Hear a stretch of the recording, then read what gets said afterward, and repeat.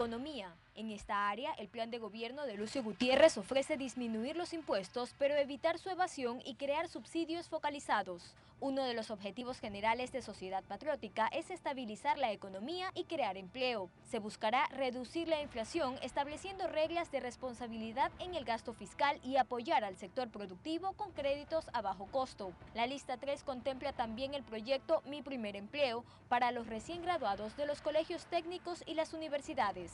El arte y la cultura tendrán 0 impuestos como forma de apoyo. Según el plan de gobierno, se limitará el endeudamiento público y los gastos corrientes.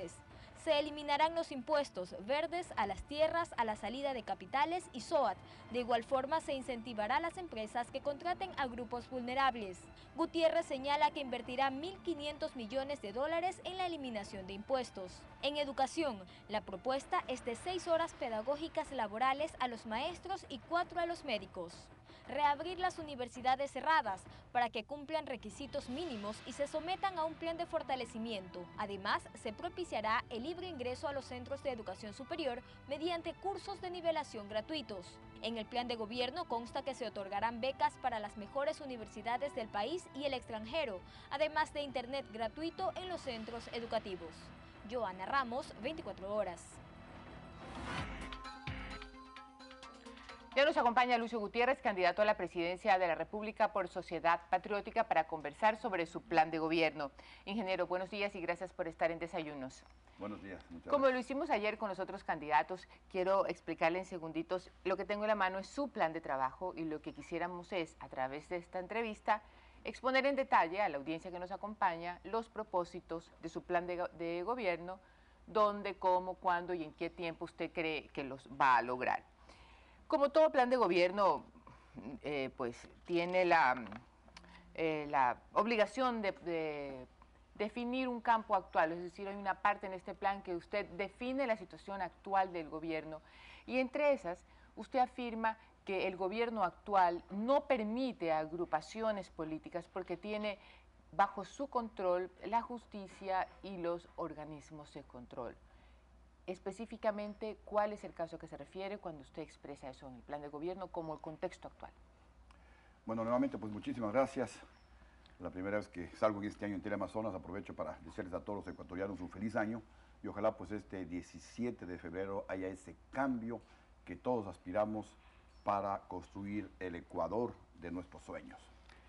Todos sabemos que los organismos de control, las funciones del Estado, lamentablemente están sometidas al Ejecutivo, al candidato nuevamente pues a la presidencia de la República. Y lo que nosotros queremos es lograr independencia, especialmente de la justicia, independencia del fiscal, independencia del contralor, independencia en definitiva de todos los organismos de control, para que administren justicia, para que no tengamos un fiscal que fomenta la impunidad, que protege las pillerías de los funcionarios de este gobierno, para que no tengamos cortes de justicia que persigan a inocentes, como a Fernando Balda, por ejemplo, no ha cometido ningún delito y este gobierno por persecución política, utilizando a jueces y fiscales, quiere condenar a Fernando Balda, para que no se persiga a periodistas que le dicen al país los atracos realizados por este gobierno.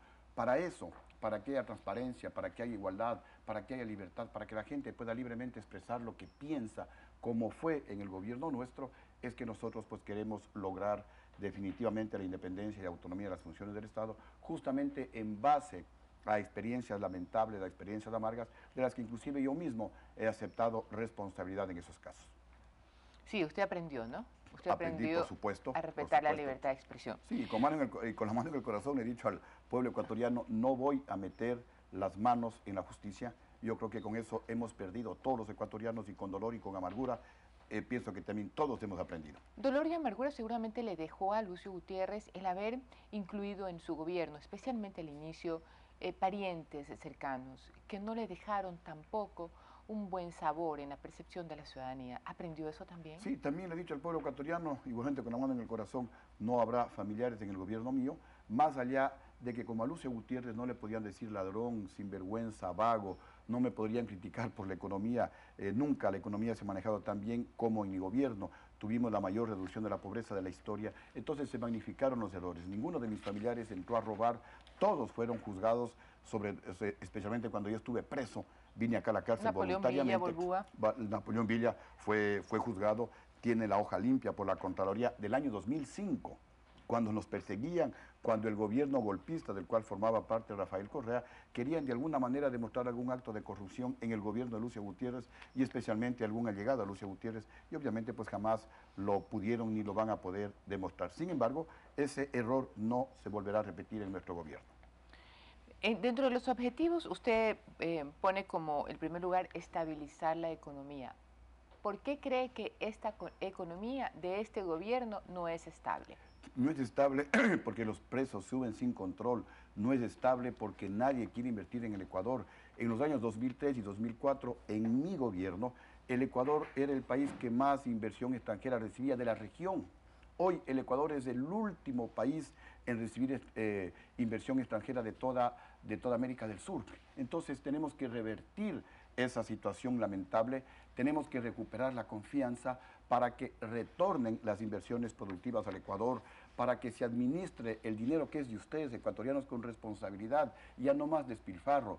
Por eso nosotros vamos a regresar a las leyes de responsabilidad y de transparencia en el gasto fiscal y también en el endeudamiento público. No podemos seguir endeudándonos irresponsablemente como hace este gobierno a intereses altísimos. En mi gobierno yo hice créditos externos al 2% e inclusive a menos del 2%. Este gobierno se endeuda a más del 7%. Eso podría ser inclusive un delito de peculado porque el dinero es nuestro, no es de Rafael Correa. Y están perdiéndose decenas de millones de dólares. Eso significa que miles de pobres que no tienen vivienda van a continuar sin vivienda. Eso significa que muchos caminos vecinales que se podrían pavimentar van a continuar en el estado lamentable en el que actualmente se encuentran. Una de su estrategia planteada es eliminar la cantidad de impuestos que según usted este gobierno pues, nos impone a todos. Sin embargo, uno de sus proyectos es un plan denominado Mi Casa Grande para los Pobres, que es ampliando el bono de la vivienda, también un seguro médico para toda la familia, incrementar comedores populares. Si usted recorta el ingreso fiscal, ¿cómo va a financiar estos programas que suenan bonitos? Compatriotas, todo lo que estoy planteando para mi nuevo gobierno, si es que ustedes así lo deciden, ya lo hice en mi primer gobierno, con un precio al barril de petróleo de apenas $18. En la actualidad el precio llegó a valer $150 y en la mayoría del gobierno, del periodo de los 6 años de gobierno, ha estado por sobre los $100. Si con $18 reduje impuestos, incrementé el bono de la pobreza de $7 a $15, claro que también con una adecuada administración de 1.700.000 personas que recibían el bono, a los 2 años lo bajamos a 800.000 porque hubo una reducción real de la pobreza. Por aquí tengo un dato en donde pues el INDEC dice que Lucio Gutiérrez en 2 años redujo la pobreza el 7.7%. Rafael Correa en 5 años y medio apenas reduce 7.2%. Es decir, en nuestro gobierno se demostró mucha mayor eficiencia con menos dinero y en menos tiempo para reducir la pobreza. Así que nuevamente vamos a reducir impuestos irracionales. ¿Por qué los impuestos? Primero, porque empobrecen más a todos los ecuatorianos, especialmente a los más pobres. Segundo, porque ahuyentan inversiones productivas. Si no hay inversiones, no habrá empleo. Si no hay empleo, aumentará la pobreza. Y si aumenta la pobreza, la delincuencia se volverá más insoportable que la que actualmente tenemos. ¿Qué impuestos vamos a eliminar? El impuesto a las tierras, vamos a eliminar los impuestos verdes, el impuesto del 5% a la salida de capitales, vamos a eliminar el impuesto del SOAT y lo reemplazaremos por un seguro que asumirá nuestro gobierno y que será entregado de inmediato, en un plazo no mayor de 48 horas, para terminar con ese calvario que hoy significa cuando alguien sufre un accidente y tiene que tramitar el SOAT 6, 7, 8 meses y no le entregan hasta que la gente se cansa, pues, y ya no retira, y ya no continúa con esa gestión. ¿Qué es lo que vamos a hacer para equilibrar la economía? Porque por un lado, dejo de recibir ingresos al eliminar impuestos. Por un lado, aumento beneficios. Vamos a subir el bono a $65. Vamos a duplicar el bono de la vivienda a $10.000. ¿Qué es lo que va a suceder? El momento que haya inversiones productivas, el momento que nosotros eliminamos impuestos, el momento que recuperamos la confianza, van a retornar las inversiones productivas, vamos a generar más empleo. ¿Cree usted que un gobierno liderado por Lucio Gutiérrez va a provocar un mayor ingreso de inversión extranjera. Pero por supuesto, ya lo hicimos en nuestro primer gobierno. Las inversiones bordeaban los 2.000 millones de dólares. ¿Cuántas son las inversiones extranjeras? En promedio, no creo que sobrepasan los 200 o 300 millones de dólares. Entonces, lo que les estoy diciendo no es un cuento, no es una promesa, son hechos reales. Y ya lo hicimos en nuestro primer gobierno y ahora, pues, con mayor experiencia, con mayor conocimiento, con mayor madurez política y corrigiendo los errores políticos que yo cometí, el compromiso de hacer las cosas mucho mejor que la primera vez, con muchos mayores y mejores resultados. En nuestro primer gobierno tuvimos el mayor crecimiento de la economía, cerca del 9% de la historia. Ahora queremos llegar a un 10, ojalá un 11% el crecimiento de la economía. En nuestro primer gobierno tuvimos la mayor reducción de la pobreza por año de toda la historia del Ecuador. Hoy queremos superar ese 4% de promedio. En nuestro primer gobierno fue el único en la historia del Ecuador en donde en todo el periodo de gobierno, 2 años, 4 meses, hubo total estabilidad económica, había inversión, había trabajo, había libertad.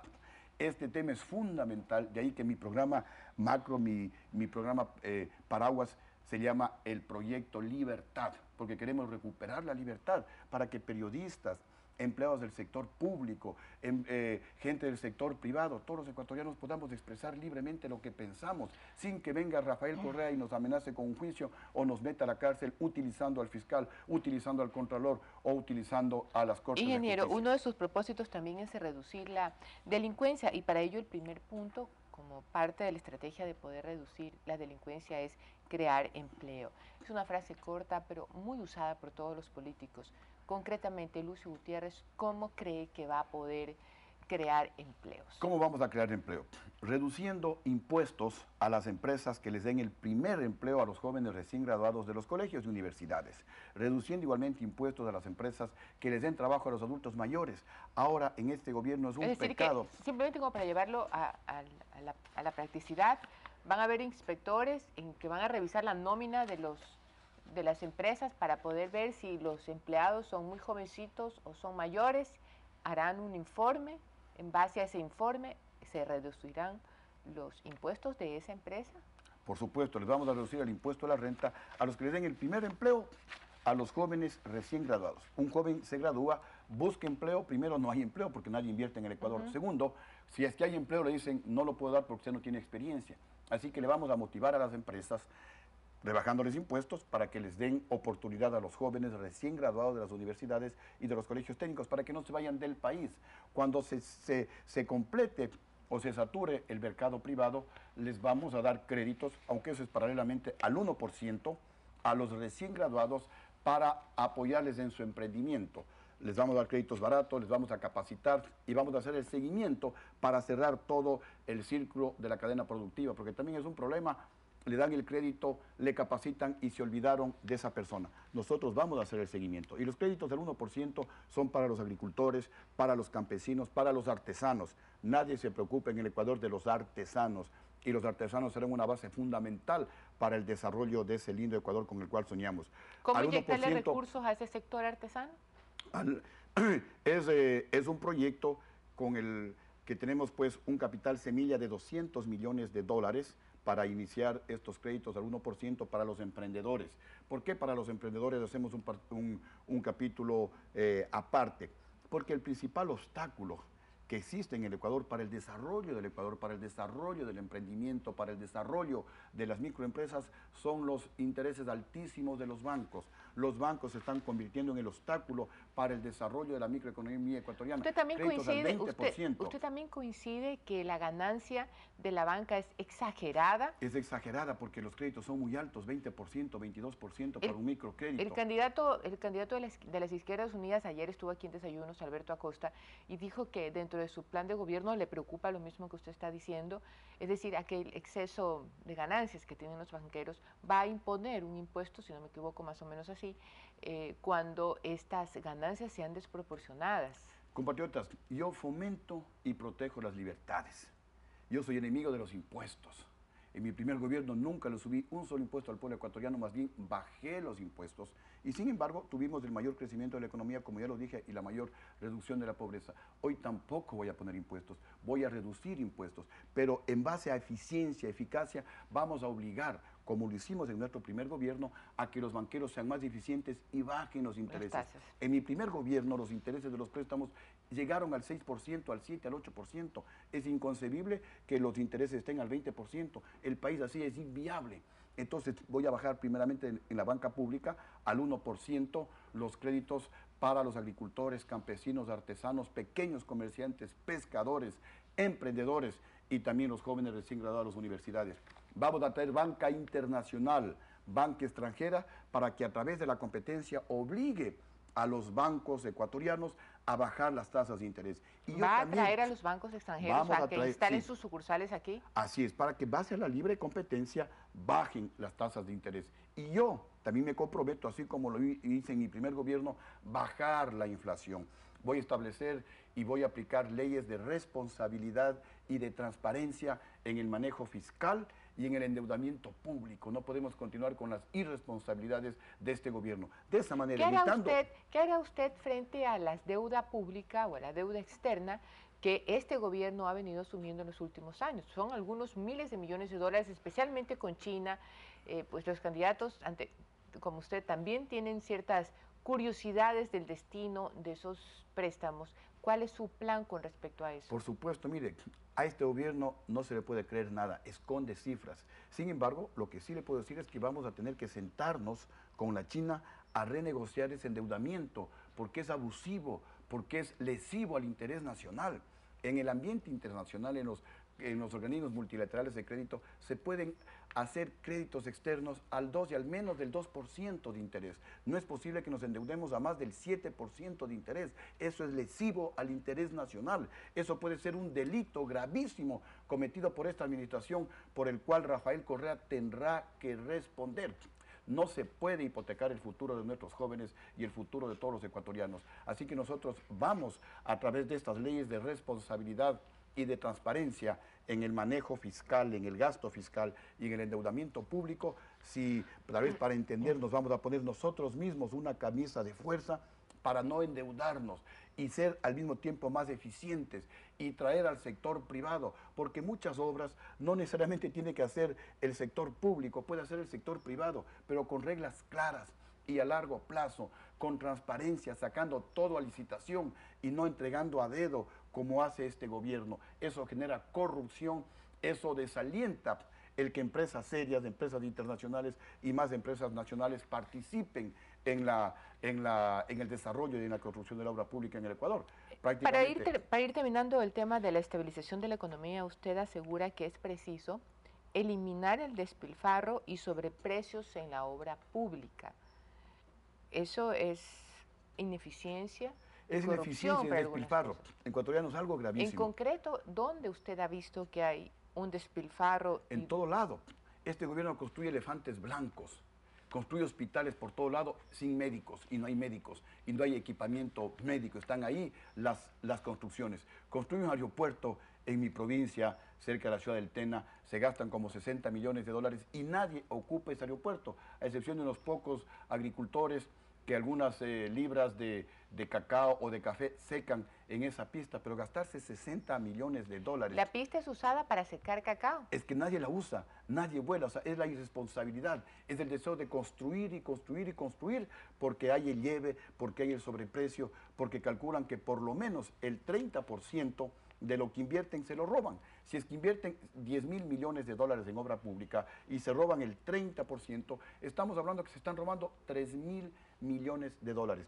Eso es lo que tenemos que evitar. ¿Cómo? Planificando la inversión en el Ecuador, sacando a la obra pública a licitación para que el gobierno escoja la mejor opción de acuerdo a los intereses nacionales y de esa manera evitamos el despilfarro, evitamos el sobreprecio, de esa manera comienza a bajar la inflación en el Ecuador se va convirtiendo en un país serio, en un país favorable para la inversión privada nacional y extranjera y eso es lo que nosotros queremos lograr y justamente para eso le ponemos como uno de los objetivos fundamentales eliminar el despilfarro, eliminar ese gasto excesivo en las cadenas sabatinas. Les ofrecemos a los ecuatorianos que van a descansar, ya no habrá Pero a esas usted le cadenas. gustaba también esta vaina de las cadenas y todo. Yo me acuerdo que usted Pero en la sacábamos- noche, los lunes, y interrumpía la sacábamos unita, programación. tal vez cada O sea, semana. vendría a ser como que usted le puso el mal ejemplo a esta gente. No, o sea, ¿No? nunca con No. el abuso cometido por ahora. Las cadenas Ingeniero, interrumpen los noticieros. sí, me tengo que ir todos a los un corte sábados. comercial. Me tengo que ir a un corte comercial. Vamos a seguir hablando con Lucio Gutiérrez sobre seguridad y salud. Lo que Lucio Gutiérrez propone en el caso que vuelva a ser presidente de la República. Quédese en Teleamazonas, ya volvemos. Veamos qué propone en su plan de gobierno Lucio Gutiérrez en los temas de salud y seguridad. Salud. Para el sector de la salud, el candidato a la presidencia, Lucio Gutiérrez, según su plan de gobierno, ofrece ampliar la atención de las personas con capacidades especiales, con médicos y enfermeros, incluyendo a los niños y adultos mayores. Además, Gutiérrez dará un seguro médico para toda la familia. En seguridad, Gutiérrez propone visa y un censo a los extranjeros. Los indocumentados sin antecedentes serán regularizados y los que tengan antecedentes serán repatriados. Plantea además una ley para portar armas como medida disuasiva ante la delincuencia. Fortalecerá a la policía y a las Fuerzas Armadas, devolviéndoles los beneficios por condecoraciones, años de servicio y Navidad. Para esto, Gutiérrez invertirá 50 millones de dólares. Según el plan de gobierno de la lista 3, se reformará la Constitución para proteger a las víctimas de la delincuencia. Joana Ramos, 24 horas.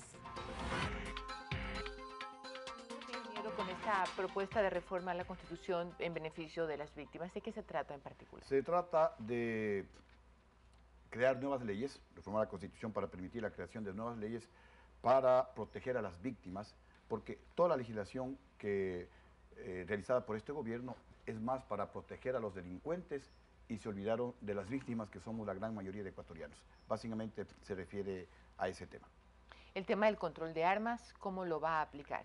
El tema del control de armas, si bien es cierto que esto es polémico, porque en los Estados Unidos están en la dirección contraria, pero aquí hay dos diferencias abismales. En Estados Unidos hay libertad para comprar cualquier arma. Si uno tiene dinero puede comprar un misil, allá no hay ningún impedimento.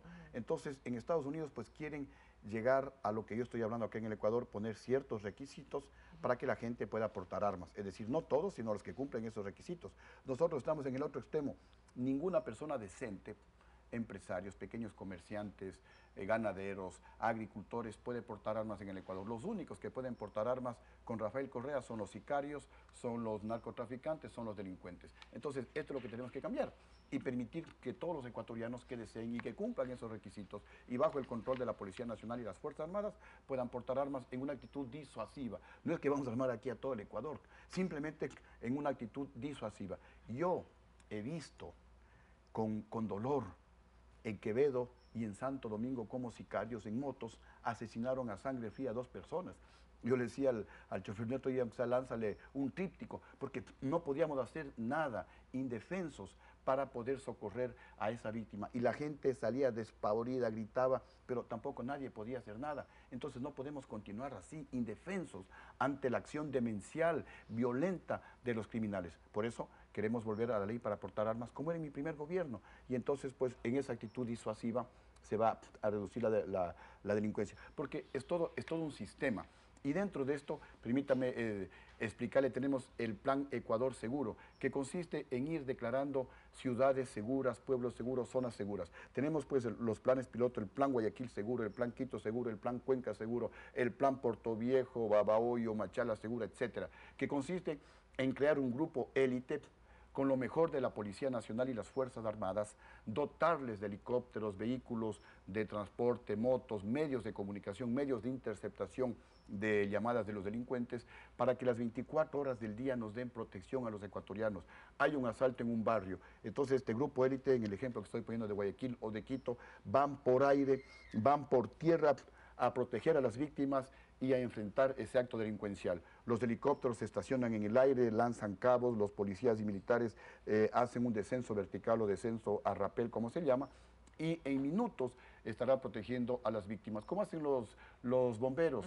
A cualquier hora del día o de la noche hay un incendio, van con sus sirenas inmediatamente ¿Y a estas socorrer. unidades especiales de policía estarían conformadas por miembros de la policía y miembros de las Fuerzas Armadas? Por miembros de la policía, por miembros de las Fuerzas Armadas de manera conjunta, para que de esa manera pues le den seguridad a la ciudadanía. En este momento para nosotros la prioridad número 1 es darle seguridad al pueblo ecuatoriano. Yo estoy aterrado, el Ecuador no está produciendo. Todos, en este momento, posiblemente usted y yo y muchos que nos están escuchando, están pensando en sus hijos. Les robarán a mis hijos, les venderán droga en la universidad, en el colegio, en la escuela. Si estamos yéndonos al trabajo, estamos pensando a lo mejor nos van a asaltar en la casa. Cuando estamos en la casa en la noche hay un ruido. Antes no le parábamos mucha o no nos preocupaba mucho cuando hay un ruido ahora. No sé, me ocurre a mí, hay un ruido enseguida, estoy pensando que me van a asaltar, que alguien se va a meter a mi casa. Hay una psicosis y así el Ecuador no puede progresar, así no va a haber inversiones, no va a haber empleo. El Ecuador sigue pues en esa situación. Entonces, dándole seguridad, lo que queremos es que con el plan Guayaquil, declararle Guayaquil ciudad segura, Quito ciudad segura, para invertir, para vivir, para progresar. Y luego en 3 años es el plazo de declararle a todo el Ecuador un país seguro, para invertir un país seguro, para producir un país seguro, para vivir. Por eso le damos una atención especial al tema de la seguridad. El momento que le declaremos al Ecuador seguro, el resto vendrá por añadidura, las inversiones, la paz, la tranquilidad, la estabilidad económica y laboral para todos los ecuatorianos. Para ir terminando el tema de seguridad, ¿usted cree sinceramente o dentro de su plan ha puesto que las Fuerzas Armadas y la policía necesitan mucho más del Estado? ¿Acaso este gobierno les ha menoscabado algunos derechos o algunos recursos? Si es así, ¿usted se los va a devolver o va a dejar la situación igual? En este momento para nosotros nada es más importante que la seguridad. Y vamos a tomar una serie de acciones que ya fueron anotadas, por eso no las comento, como pedir visa a los extranjeros, hacer censo de extranjeros, ley para aportar armas, etcétera, etcétera. Falta el plan de rehabilitación de los presos, que consistirá en crear talleres dentro de las cárceles, capacitarles a los presos, darles créditos al 1% a los presos. Me refiero es por las unidades estas que usted va a formar, porque tenemos una policía que todavía necesita muchísimos recursos y unas Fuerzas Armadas que cíclicamente van manifestando un desacuerdo por algunos recortes que han tenido. Sí, básicamente los militares y los policías, por su acción, trabajan las 24 horas del día en beneficio de todos los ecuatorianos y en muchas ocasiones están trabajando en la región amazónica, en la frontera y su familia vive en otra provincia. Esto es un gran desgaste familiar primero y también económico. Entonces, esos pequeños estímulos que tenían las Fuerzas Armadas y la Policía Nacional los retiró este gobierno. Entonces, es mi compromiso devolverles esos pequeños estímulos por años de servicio, por ascensos, por Navidad, como un estímulo adicional a la capacitación, al entrenamiento, al equipamiento, para que nos sigan dando seguridad tanto externa como interna, como siempre lo ha hecho las Fuerzas Armadas y la Policía Nacional. Es simplemente eso, no es una cosa pues inmensa, sino devolverles lo que ya tenían. Volverlos al estado anterior. Entonces Pareciera que su programa de gobierno más o menos se reduce a volver como éramos antes. Con más experiencia, con mayor conocimiento ahora, y corrigiendo los errores de hacer mucho mejor las cosas. Es que, ¿quién no quiere que el Ecuador vuelva a crecer la economía a niveles del 9%, el más alto de la historia del Ecuador y el más alto de toda América por varios años? ¿Quién no quiere que se vuelva a reducir la pobreza en el Ecuador como la que se redujo en nuestro gobierno? En 2 años se redujo alrededor del 8%. Rafael Correa en los mismos 2 años redujo apenas del 0.7%. 12 veces menos que Lucio Gutiérrez, con mucho más dinero. ¿Quién no quiere volver a esa paz, a esa estabilidad, a esa libertad, para que la gente pueda criticar al gobierno de turno de manera libre, sin miedo, en donde los servidores públicos tendrán total estabilidad, porque vamos a derogar el decreto 813 y vamos a reincorporar a los funcionarios públicos injustamente despedidos. Vamos también pues a, como lo hicimos ¿Va a reincorporar al Estado a todas aquellas personas que les fueron? Por supuesto, existen médicos de altísimo nivel que fueron despedidos, abogados. O sea, la burocracia va a ser más grande ahora, porque los nuevos, y regresan los que se fueron. ¿Cómo va a ser? Sí, porque hay muchos funcionarios públicos eficientes, capaces, que solamente por persecución política, porque no se sometieron a los caprichos del candidato Rafael Correa, fueron despedidos de sus cargos. Eso no puede ser. Vamos a reabrir también los medios de comunicación que han sido injustamente cerrados. Enviaremos un nuevo proyecto de ley de comunicación a la Asamblea Nacional para fortalecer la libertad de expresión y no conculcarla, bajo el concepto de que la libertad de expresión es el mejor termómetro para medir el grado de democracia que existe en un país. Si no hay libertad de expresión, no podemos hablar de democracia. Se me acaba el tiempo, ingeniero, y tengo pendiente el tema de la salud. Usted habla de un seguro para todos, de un seguro en que toda la familia va a estar cubierta. ¿Cómo lo va a financiar y en qué consiste? El seguro médico familiar, entre otras cosas, consiste en crear un médico de la familia, que será un médico ecuatoriano que va a recorrer especialmente los sectores pobres, rurales y periféricos de las ciudades. ¿Cómo un médico de la familia? ¿No? Porque es el médico que va de casa en casa, dándole salud familiar, preventiva y curativa de las enfermedades comunes, y cuando alguien de la familia necesita atención médica especializada, será este médico el que coordine la fecha en que esa persona será atendida en el hospital. Es para desconcentrar la aglomeración de gente en los hospitales. A ver si se lo entendí bien. Un médico va a cubrir un número de familias. Exactamente. Un número determinado de familias según su ubicación geográfica.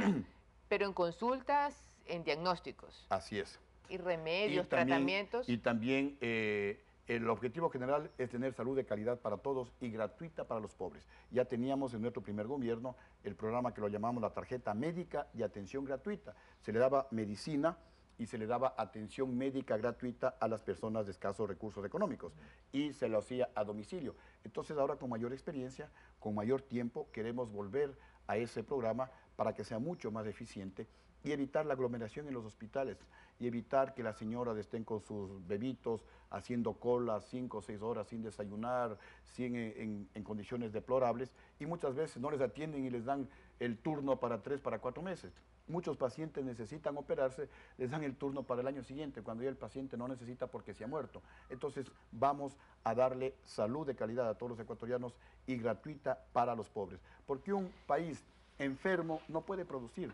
Un país sin seguridad jurídica, sin incentivos para las inversiones productivas, no vendrán inversiones a nuestro país. Ingeniero, usted empezó esta entrevista hablando de las lecciones aprendidas en lo político, pero yo no creo que alguien pueda aprender en lo político o en lo matemático o en lo tecnológico, sino también se aprende desde una visión humana. Lucio Gutiérrez, el ser humano, sin ser político, fue sacado de su trabajo cuando era presidente de la República, salió, huyó, lo votaron, en fin, no es un tema de análisis en este momento.